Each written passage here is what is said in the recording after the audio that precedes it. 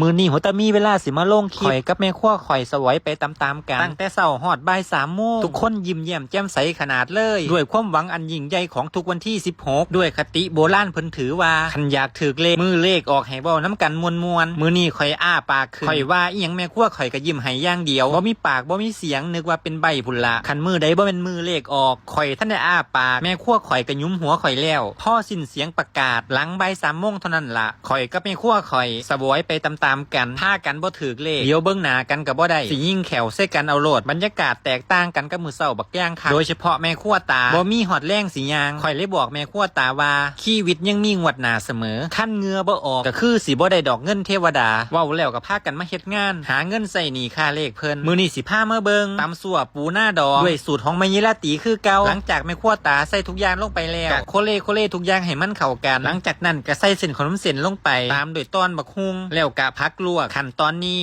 แม่ครัวตากับโคเล่อีกรอบพร้อมสิใส่อีปูหน้าด